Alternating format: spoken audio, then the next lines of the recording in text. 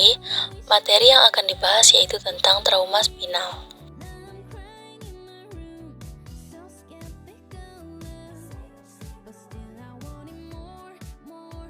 Trauma spinal adalah kondisi medis karena adanya cedera pada saraf yang terletak di ujung saluran tulang belakang atau sumsum tulang belakang. Saraf tersebut berfungsi untuk mengirimkan sinyal motorik dan sensorik dari otak ke organ tubuh lain. Karena itu, bila saraf tulang belakang mengalami cedera, kondisi tersebut dapat mengganggu kemampuan gerak tubuh.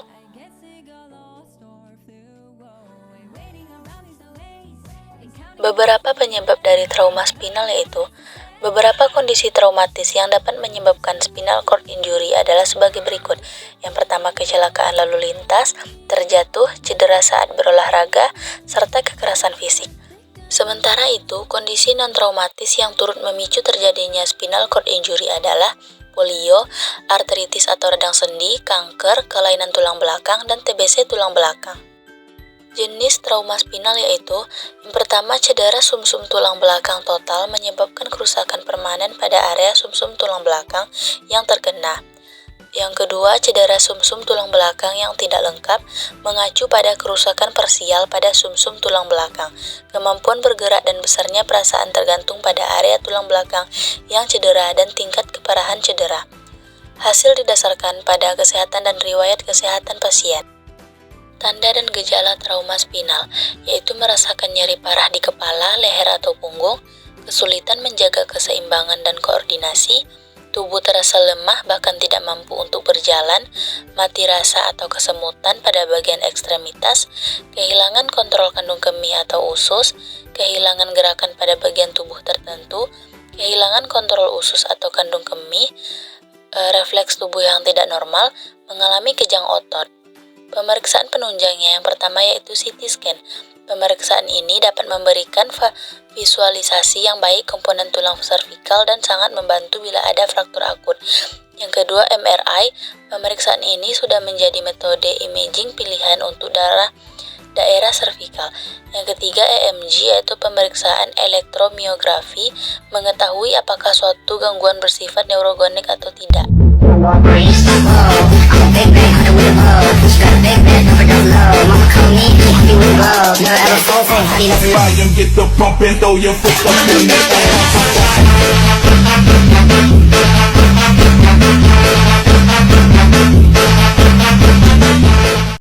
Selanjutnya, asuhan keperawatan yaitu pengkajian primary survey.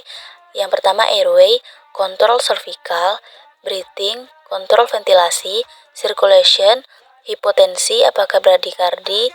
Selanjutnya, disability, kaji sebagian atau keseluruhan kemampuan bergerak, kehilangan sensasi, kelemahan otot. Selanjutnya, exposure, buka pakaian pasien dan selimuti, periksa secara teliti mulai dari kepala sampai kaki. Selanjutnya, secondary survey, kaji riwayat trauma, tingkat kesadaran, ukur TTV, kaji apa ada alergi obat. Pemeriksaan fisiknya yaitu kepala dan wajah, cervical spine, toraks, abdomen termasuk pelvis, ekstremitas atau muskuloskeletal.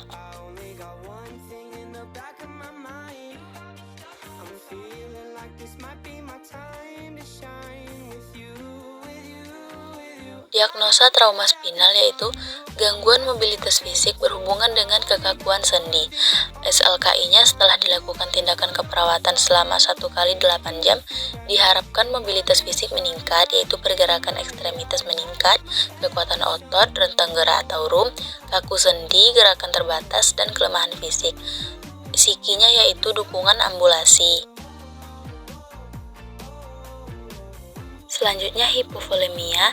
SLKI-nya setelah dilakukan tindakan keperawatan selama 1x8 jam, maka diharapkan status cairan membaik dengan kriteria hasil kekuatan nadi meningkat, turgor kulit meningkat, frekuensi nadi membaik.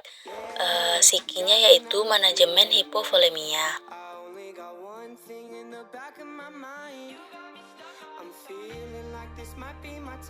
Diagnosa selanjutnya, nyeri akut berhubungan dengan agen pencedera fisik, ditandai dengan klien tampak meringis, menahan nyeri, gelisah. SLKI-nya setelah dilakukan tindakan keperawatan selama 1x8 jam, maka tingkat nyeri menurun dengan kriteria hasil, keluhan nyeri menurun, meringis menurun, sikap protektif menurun, gelisah menurun, sulit tidur menurun, frekuensi nadi normal. Psikinya yaitu manajemen nyeri. SOP untuk trauma spinal yaitu manajemen nyeri, yaitu menyiapkan pasien dan keluarga tentang strategi mengurangi nyeri atau menurunkan nyeri ke level kenyaman yang diterima oleh pasien. Tujuannya memfasilitasi pasien untuk tindakan pengurangan nyeri. Dilakukan pada pasien yang mengalami nyeri.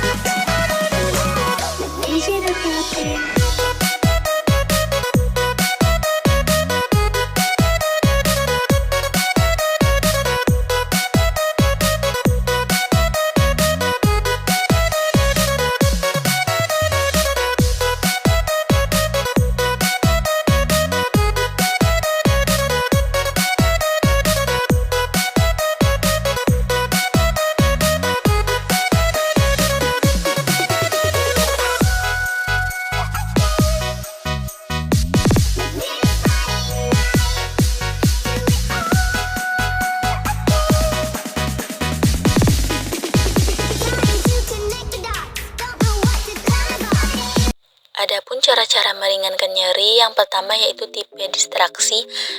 Yang pertama distraksi visual, yaitu dengan cara membaca atau menonton TV, menonton pertandingan. Ada distraksi auditori, humor, mendengarkan musik.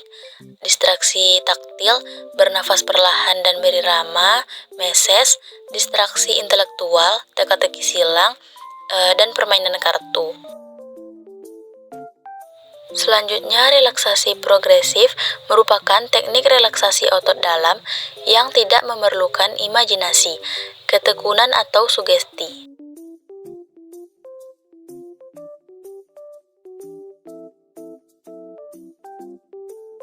Selanjutnya, pemijatan atau meses merupakan pengurutan dan pemijatan yang menstimulasi sirkulasi darah serta metabolisme dalam jaringan.